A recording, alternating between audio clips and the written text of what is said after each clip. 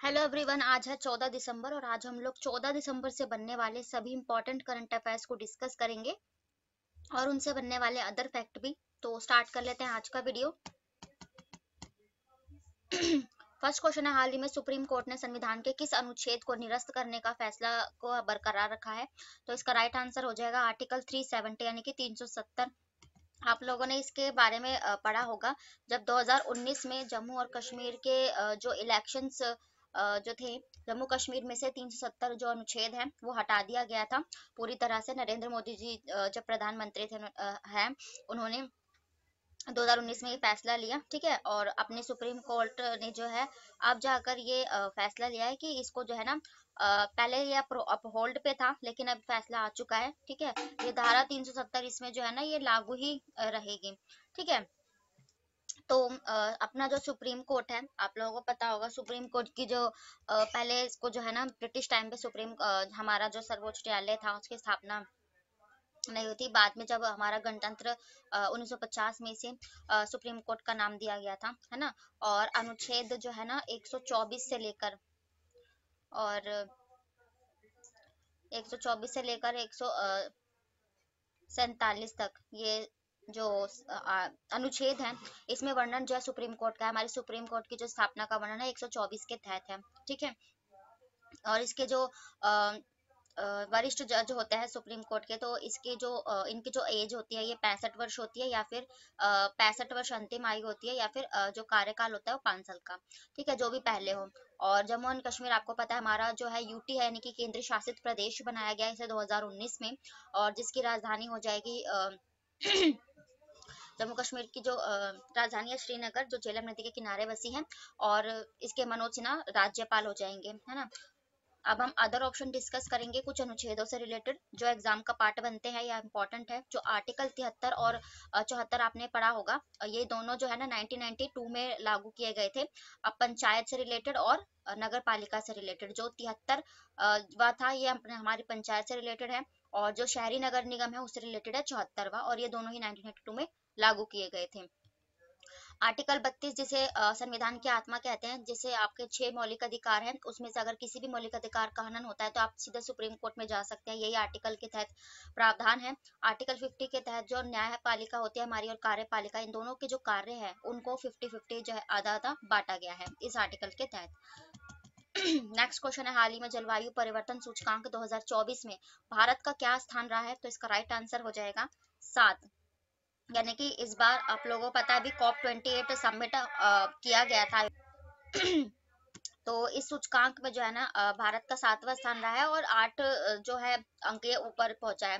Climate change आपको पता है यूएई में अभी COP28 की जो बैठक हो रही है यानी कि कॉन्फ्रेंस ऑन पार्टीज, ये पर्यावरण के ऊपर ही आयोजित की जाती है। और इसका जो पहला सम्मेलन मैंने आपको बताया है ये 1995 में जर्मनी के बर्लिन में आयोजित किया गया था, ठीक है, जर्मनी देश में। और इसी सूचकांक में जो भारत का जो ये परफॉर्मेंस है ये 7 नंबर पर रही है। नरेंद्र मोदी जी भी अभी सऊदी अरेबिया गए थे इस कॉन्फ्रेंस के लिए, ठीक है। अदर ऑप्शन डिस्कस करेंगे कुछ इन्हीं चीजों से रिलेटेड, जैसे कि सूचकांक तो 126 2023 में जो वर्ल्ड हैप्पीनेस इंडेक्स होता है और पीस इंडेक्स यानी कि शांति का सूचकांक, दोनों में ही भारत की जो ये रैंकिंग है 126 है, ठीक है। और पिछले साल ये 135 थी। और इन दोनों ही रैंकिंग में कौन सा देश? तो इसमें फिनलैंड टॉप पर है, ठीक है। 126 इस बार खुशहाली सूचकांक में भारत का स्थान रहा है और काफी इसने प्रोग्रेस भी किया। अभी भुखमरी यानी कि जो गरीबी और भुखमरी के स्थान जो है उसमें भारत ने 111 यानी कि 111 नंबर पर है भारत इस सूचकांक में। और 8 पायदान ये नीचे गिरा था, ठीक है, पिछले साल 102 या 101 के करीब थी। और इसमें इस मामले में डेनमार्क टॉप पर था 161। तो प्रेस फ्रीडम इंडेक्स यानी कि जो प्रेस स्वतंत्रता सूचकांक में पिछले साल भारत की 150 रैंकिंग थी, तो ये भी 10-11 स्थान नीचे गिरा है भारत, और इस बार 161 की रैंकिंग थी, ठीक है। तो थोड़ा डिफरेंस है। और इसमें प्रेस फ्रीडम इंडेक्स में जो टॉप पर था राज्य, तो ये नॉर्वे टॉप पर था, ठीक है। तो ये सारे कुछ इंडेक्स थे। अब हम अदर ऑप्शन डिस्कस करेंगे। Next question. अभी आप लोगों को पता है चुनाव हुए हैं, तो हाल ही में मध्य प्रदेश के नए मुख्यमंत्री कौन बने हैं? तो ये बन गए हैं मोहन यादव। और जैसे कि आपको पता है इसके मध्य प्रदेश, राजस्थान, अभी तेलंगाना में चुनाव हुआ है, जिसके चलते मोहन यादव ये नए मध्य प्रदेश के सीएम बने। जिनकी इन्होंने किनकी जगह ली है, तो मध्य प्रदेश के जो मुख्यमंत्री थे शिवराज सिंह चौहान, इनकी जगह ली है। और ये जो है मोहन यादव, ये भाजपा यानी कि बीजेपी, भारतीय जनता पार्टी से अ, उम्मीदवार चुने गए हैं। मतलब भारतीय जनता पार्टी की जीत हुई है मध्य प्रदेश में। बीजेपी की स्थापना की बात करें तो आपको पता होगा, ये 1980 में की गई थी। ठीक है, लाल कृष्ण आडवाणी और मोतीलाल नेहरू जी के द्वारा बीजेपी की स्थापना। और अब मध्य प्रदेश की बात करें, मध्य प्रदेश की राजधानी हो जाएगी भोपाल। और अभी इसके न्यू सीएम बन गए हैं। मध्य प्रदेश के कुनो नेशनल पार्क में 8 चीते लाए गए थे। ठीक है, और मध्य प्रदेश की एक उज्जैन की पेंटिंग, ये सबको जीआई टैग भी हाल ही में प्रोवाइड कराया गया। और जो मेडिकल की शिक्षा होती है, यानी कि स्टूडेंट्स के लिए, डॉक्टर्स की, उसको हिंदी में प्रोवाइड कराने वाला पहला भी राज्य बना था।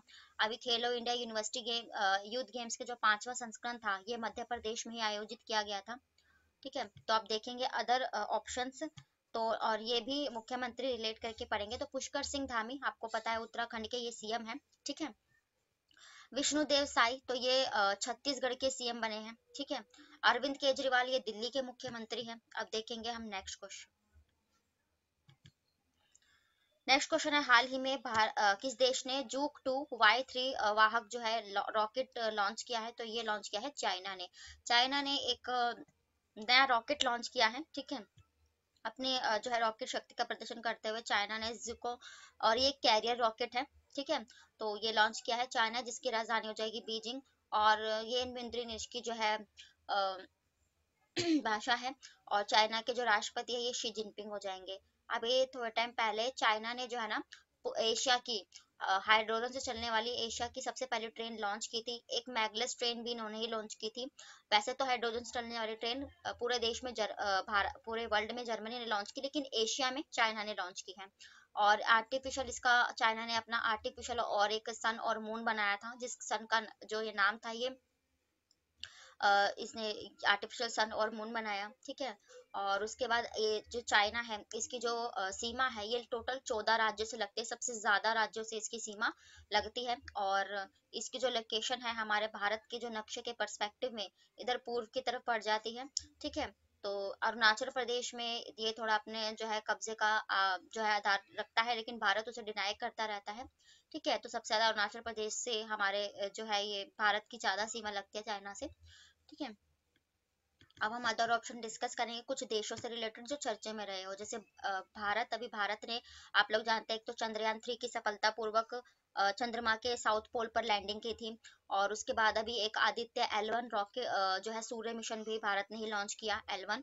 ठीक है, और अमेरिका का आर्टेमिस फर्स्ट मिशन बहुत चर्चे में रहा, जो चंद्रेक मिशन है, चंद्रमा का साउथ पोल का है। और जर्मनी की बात करें तो वही मैंने बताया, जर्मनी ने पूरे जो है विश्व में हाइड्रोजन चलने वाली पहली ट्रेन विकसित की। ठीक है, नेक्स्ट क्वेश्चन देख लेते हैं।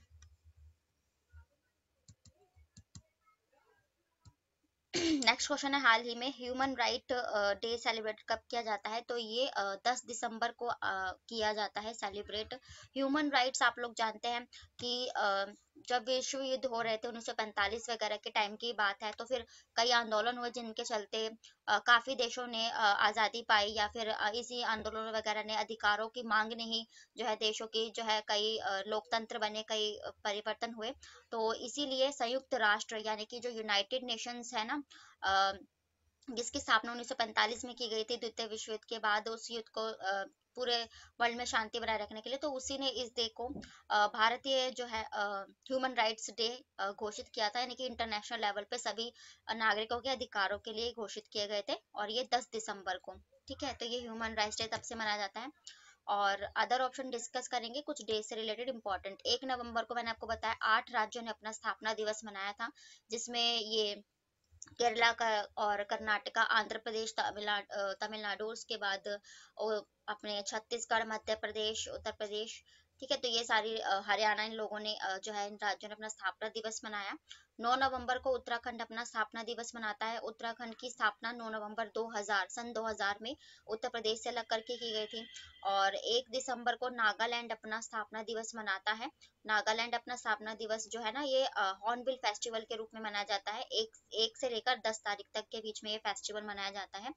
ठीक है, तो ये थे आज के आपके डेली के करंट अफेयर्स, और इनसे भी जितने भी अदर फैक्ट या जीके बन सकते हैं उन सभी को मैंने कवर किया है। तो वीडियो पसंद आए तो प्लीज लाइक करें, चैनल को भी सब्सक्राइब करें। फिर मिलते हैं नेक्स्ट वीडियो के साथ, तब तक के लिए thank you very much. Radhe Radhe.